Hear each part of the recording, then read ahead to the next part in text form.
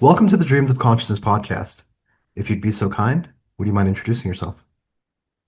Hi, yes, my name's Rob, and I play guitar and do vocals for Shabti, which is a Portland, Maine, USA black death metal band. In addition to black death metal, is there any other way you describe Shopti's music? It's kind of hard for me because I've been doing it for so long and I'm so close to it. But I guess I'm influenced by death metal bands such as Death, Gorguts, Morbid Angel. Mostly the classics. Some black metal like Dissection. I like the just kind of visceral aspects of grindcore bands. I'm influenced even by bands like Converge and things like that as well. And I would say for the other two, they have several influences as well. They're more interested in the like prog rock side of things. So, in drawing from these things like Converge, Gorguts, prog rock, Mhm. grindcore, do you feel Mhm. like your approach to songwriting is maybe a little bit unconventional? Do you feel like your song Probably. structures? Go ahead. Sorry, bro. That's okay. Probably. I mean, I guess one thing when I started getting into extreme music, one of my first albums was Anthems to the Welkin at Dusk by Emperor. And what really intrigued me about that was how non-linear the songs seemed, to someone who'd been listening to, radio rock and Metallica and things like that. Um, so I guess like, I'm kind of attracted to unconventional song structures from an early age. Rob, can you tell me a little bit about your musical background? Did you grow up listening to metal, or did you study Mhm. music or anything like that? Yeah, so I'm somewhat self-taught. That's my dog in the background. Obviously, it's not making too much noise. I so Tell him I said basically, hello. says hello, Archie. He stops. Um, yeah, so I started listening to music at a very young age. We had music around the house. I grew up in the '80s, so listened to as a young kid. Even I liked Depeche Mode and The Cure a lot, and I'm still a Great big fan of bands. those bands. Yeah. And I'd say around 12, I started listening to hard rock like Led Zeppelin and Metallica for metal. And just kind of by the time I was 15 or 16, I got into black metal and death metal and never really looked back from there. So, um, yeah. And as far as my musical education goes, pretty much self taught. There were some guitar classes in high school where they taught you some basic things, very basic theory, had you learn and perform songs and things like that. But I'd say overall, I'm self taught. Okay. Where do you feel like being drawn to the unconventional side of music came from? Well, I think I really appreciate songs and pieces of music that kind of take you on a bit of a journey. I mean, it's fun. There's a reason why pop music formats are so popular because they work and because I think people know what to expect. And I think that's part of the interaction they have with the music because they can anticipate things. But I like to have things ebb and flow. Um, so yeah, I'd say that's why. And also, I mean, I just write to entertain myself too. So basically do whatever I feel like. Can you tell me about the origins of Shopti? What brought you guys Sure, together? And originally, what were your goals? What did you want sure, to accomplish with this project? sure. Yeah, so Shabti started in 2008 with a completely different lineup. And at the time, I had another band that was kind of similar intent that I wrote all the music for. And for Shopti, I've written probably about 95% of the music. The bass player, Brendan, wrote some riffs on the new album. But anyway, so I had a different band called Carixus way back in the day with a different lineup. And we just kind of drifted apart, as bands do. And I was pretty just discouraged and not really happy with our last few performances and things like that. So I really wanted to just get it together and do it right one more time. And I had no real ambitions of other people, really hearing things, really getting anywhere. I just wanted to write music and record music and play a couple shows. And here we are today, years later. So that's pretty much it. It's always just been about just a kind of like an avenue for self expression, really. Um, yeah, I guess that's all I have to say about that. Did you know Ray and Brendan from the scene from playing Yes. around Maine? Yeah, Yes. So I'm not sure if you're familiar with them. So Ray plays in Falls of Raros out of Portland, just kind of atmospheric black metal. They've got some folky parts, and it's probably kind of doing them an injustice describing them kind of basic like that. But they're kind of on the more epic side. And then he also plays in Obsidian Tongue with Brendan, and that's pretty progressive black metal. So I met Ray actually. We had a um, event called the 48 Hour Music Festival in Portland, Maine. And basically, the idea was they would put you in random groups with other musicians, and you would have to write and perform a set within 48 hours. interesting. So yeah, so that's Ray and I got put in the same group, and I reached out to him when my previous drummer had left. So, and then Brendan, we played shows together, in New England with Obsidian Tongue, and he and Ray knew each other pretty well. And I'd also known Brendan, and Ray suggested we had him join, and I'm really happy that we did. Do you feel like your music changed uh, with the addition of Ray and Brendan, or do you feel like you've been on a Yeah, pretty straight path since the beginning? yeah, I'd absolutely say it changed. I'd say it probably got more technical, not really intentionally, but I think just everybody's capabilities allowed it to become more technical and more intricate.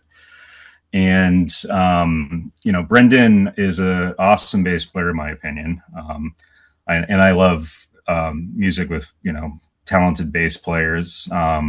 His lines are very elaborate. I think when you hear the CD, you'll hear that. He does lots of just variations on bass lines and things like that. Many different techniques, and yeah, no, they've been great. They definitely took the band to the next level. So. So this comes up on the podcast regularly because I feel the bass has a strange place in metal, Mm-hmm, especially like, extremely fast death and black metal, where, mm-hmm, you know, from a production side and maybe even from a songwriting side, it's not really mm-hmm. clear what the role is. Sometimes it just doubles up Right. what the rhythm guitar is doing, and sometimes Yeah. it just kind of gets lost in, under the double kick drumming and the down-tuned guitars. Yep. In your opinion, what is the role of the bass in Shabti? Well, the role of the bass in Shabti is pretty much an equal instrument to the guitar. And in fact, and it's in any band, bass is important, guitar is important, drums important, but it's just as central because in a lot of bands, they're basically playing the root notes. You'll notice when the bass is gone, it doesn't have the same overall attack and just depth, but it's not necessarily doing so many things. In Shopti, the way I do it is I write the riffs and I do most of the arrangements, but I just have the musicians I work with just go for it. And I am lucky to work with people I can trust to have good taste. And I don't really tell them what to do at all. So he did several things, kind of unconventional things. In the Rise of the Shabti, he did some leads. There's kind of like a wah thing at the end, which is bass. Um, and yeah, so I mean, I guess I don't go into it with any preconceived notions, but it's kind of a basic reference, but growing up, I really liked John Paul Jones and Led Zeppelin, right? And things like Okay. that, where they play bass lines. And I think the bass, at the very least, can can just add to what the guitar is doing. Maybe you know, kind of change the feeling of a chord progression. I think the sky's the limit really as far as bass goes in this band. So You spoke a little bit about how you write songs. mhm. Does everything start with guitar for you? Yes, yeah. I play other instruments, though I don't as much anymore. But at one point I played keyboards and stuff, and that was actually one of the things in high school that was kind of my senior project was to teach myself that and music theory. Um, uh, so and every once in a while I'll steal an idea that I wrote on keyboards years ago, but it really just comes down to me alone with the guitar. Some riffs I'll write on a bass, but yeah, and since we're a trio, I really write riffs for my own enjoyment, and then I bring them to the group if I think that they're interesting, and we go from there. So I don't have any real preconceived notions of what I want anybody else to be doing. That's pretty much how it works. How complete are the arrangements when Ray and Brendan hear them? They'd probably be better at answering that than me, because these songs were written a couple of years ago, and my memory might be a little shaky. But I know how it's going to start and how it's going to end, and I have the riffs, like all the repetitions figured out, for the most part. And then I bring it to them, so I have an idea of the arrangement. It's pretty much arranged, but they just go for it with what they want to write for drums, what they want to write for bass. And there's certain things that we'll kind of hash out together. As far as like, okay, maybe there's a break here. Maybe I stop playing here. So we'll talk some things out in the rehearsal space. But, Nowadays, a lot of the bands I speak to do a lot of riff and file trading back and forth over like Dropbox or mhm, Google Drive mhm. or something like Yeah, that. Is that yeah, what you guys do, or do you mean in person? both. Yeah, yeah. I like to record my song ideas, and it's very basic. It's just like a scratch guitar track. And then I'll share that with them. And we do live in or around the same town here in Maine, so we can meet up, and we do. And I think they do. It's kind of, I get the sense it's kind of a mix for them. They'll be somewhat familiar from having heard it, but they'll also figure it out. In the rehearsal space to an extent. They're very quick at figuring things out. Brendan, especially, is really quick at picking up, what a suitable bass line would be. So yeah, it's awesome. I don't have to tab anything out. I don't really have to explain anything. We just kind of hook up and figure it out. Do you guys demo stuff on a DAW before you go into the studio? Yeah. So our another thing, I'm really lucky. So Ray, in his practice space, he has it all set up. He has headphone monitors, and he has like a DI for the guitar and bass, and he has his drum kit mic'd like all the time.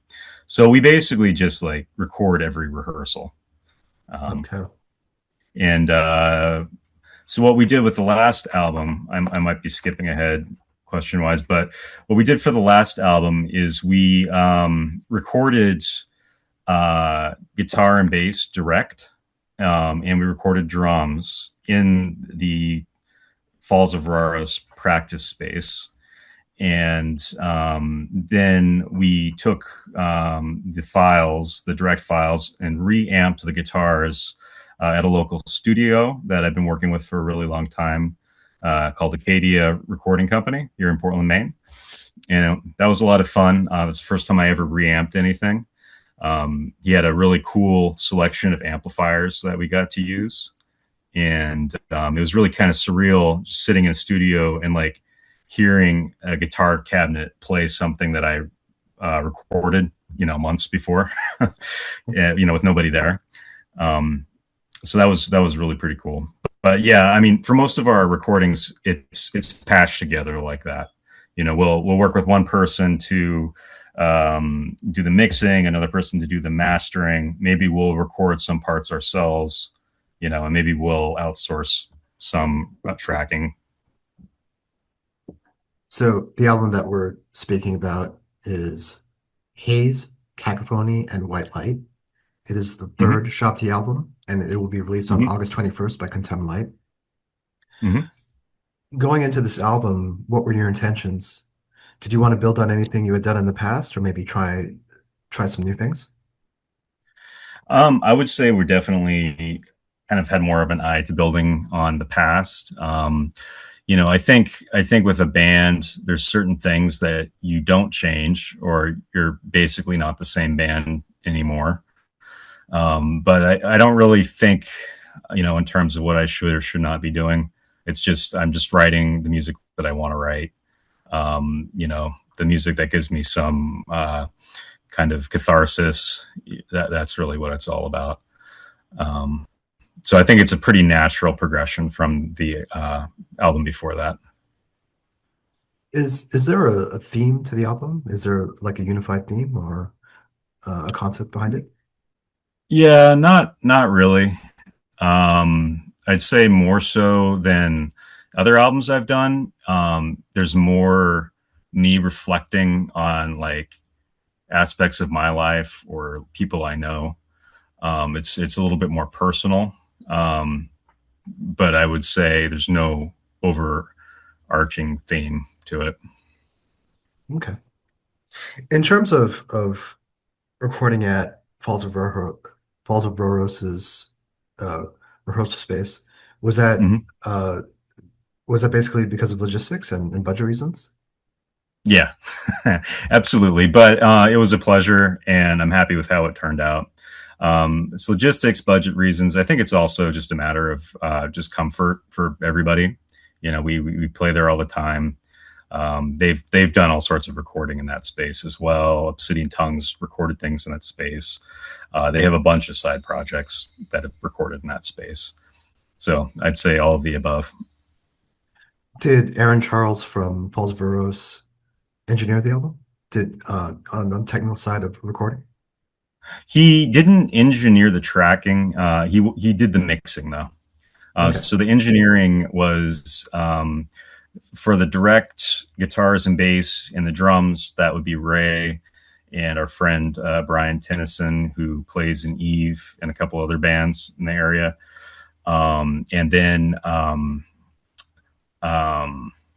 Acadia Recording Company, Todd, who owns that studio, he did the engineering for the retracked guitars and the vocals. So Aaron's been on the podcast before to speak about Oh, cool. Falls of Roros. Yeah. Yeah. Was he a natural choice since you were in their rehearsal space? Yeah, yeah. I mean, we're all friends, and they've been in different bands together, you know. And he's been doing more mixing lately. He's done mixing for other friends' projects, and I was impressed with what I heard, and we thought we'd give it a go. Yeah. Do you want to mention the name of the gentleman who mastered the album? Yes, his name is Dan, and he's from Resonance Sound. And yes, we were very happy with that as well.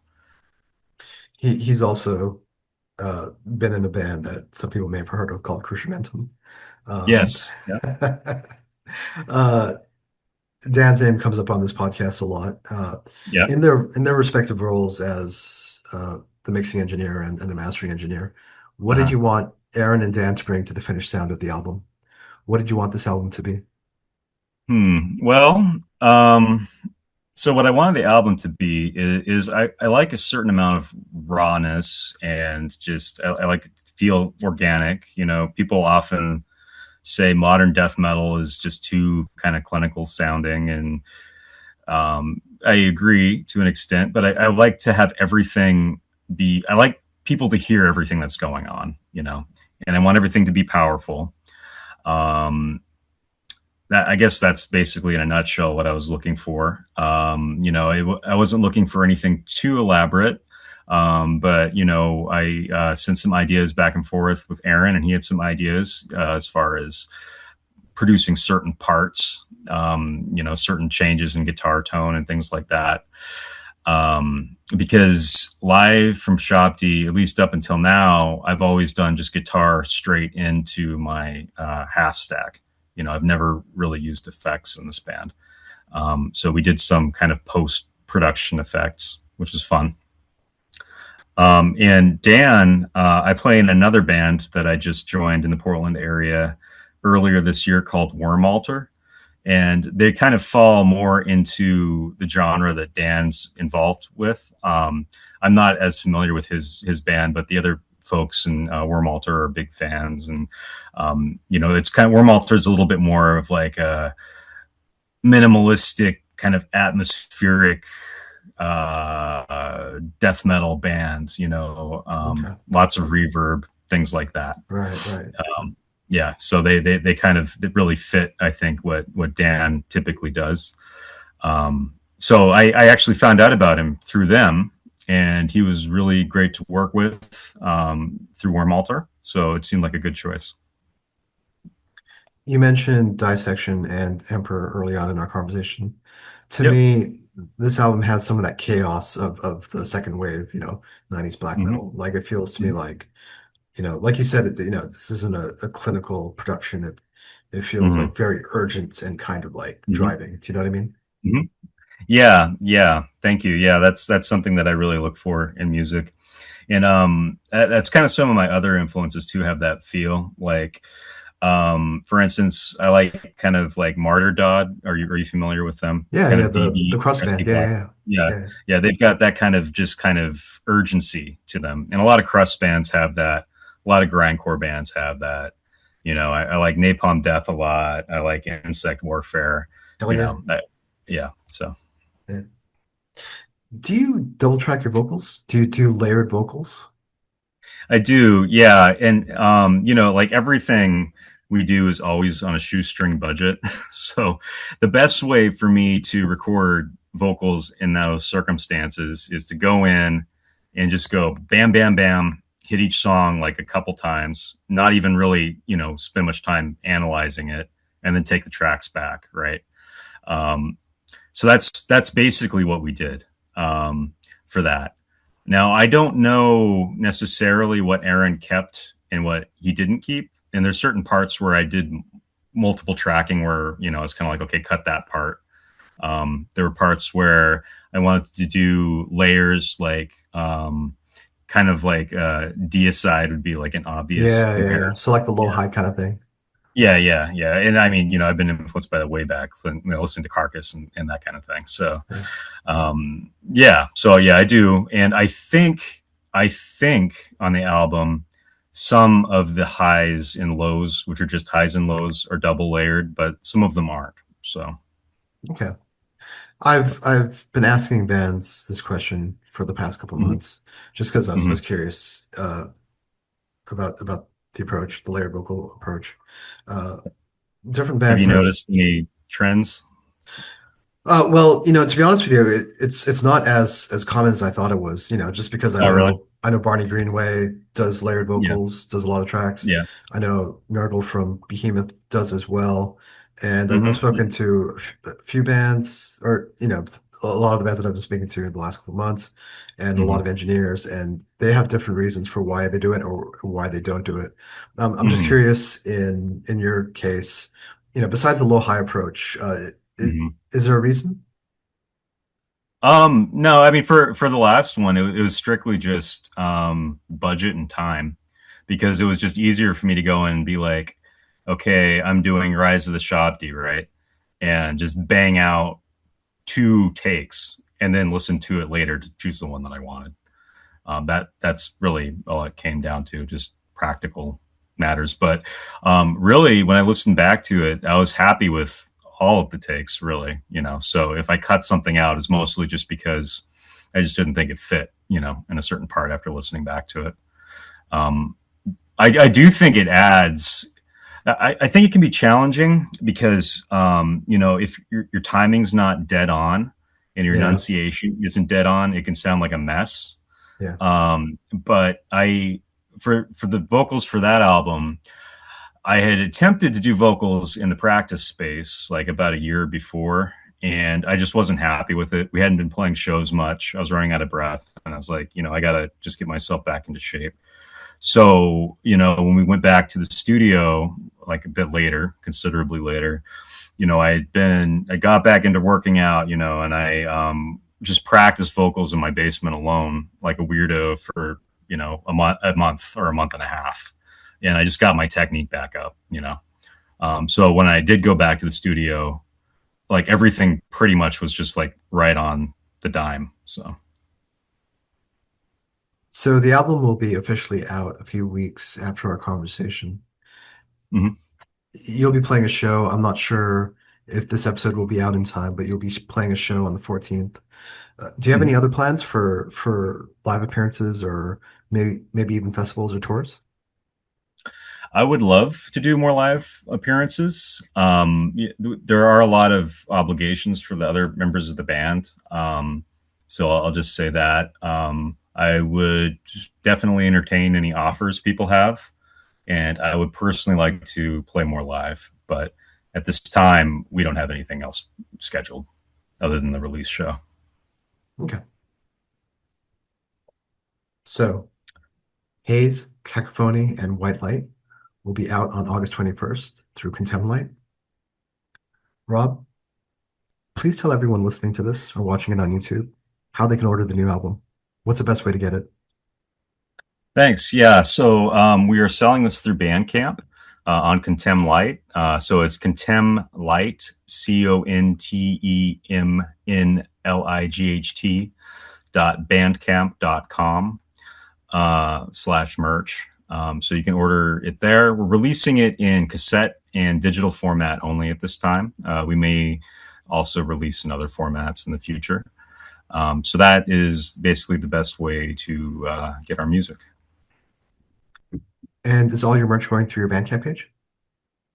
Yeah, though our older CDs are available on our Bandcamp, not the Contem Light page. So Okay. Contem Light is doing Haze, Cacophony, and White Light, and the I think it's Metal Shabti. I should really know this at Bandcamp for everything else, basically our older albums. Okay. And if people want to get updates on the physical releases, any other formats, or any live appearances you guys might be making, what's the best way Mhm. to follow you guys online? Um, yeah, I'm not really a master at that, to be honest. But so Facebook seems to kind of be dying from what I see. But people can follow us on Facebook. We have a Facebook. It's Metal Shopty, and on Instagram we are Shopty underscore official. So I'm actually not familiar with Contemplite. Can you tell me a little bit about the label? Yeah, happy to. So, my friend John Morse runs Contem Light, and it's kind of he really did promotions primarily for a long time. He used to operate under a different name here in Portland, Maine, but he was really responsible for bringing all of the exciting underground metal shows to Maine, in my opinion. For instance, we played with Ghoul a while ago in Necrot, and he put that together. A lot of the shows that I've had the privilege of playing, with bands of that level, he had quite a bit to do with getting us on those shows. So he would book all of these shows in Portland, Maine, with national, international bands. So I've known him for years and years, and he actually released our last CD, um, Trembling and Shorn, under his previous name, um, which I'm blanking on right now. But yeah, Okay. so we go way back. Okay. Rob, it was really nice speaking with you. Likewise. Is is there anything else you want to say? Anything else you want the listeners to know about the album or anything else? Yeah, I would just say, it's a labor of love, and I'm planning on continuing in this direction. And I really appreciate all the people that have been along for the ride with us over the years. Thanks so much, Rob. Thank you.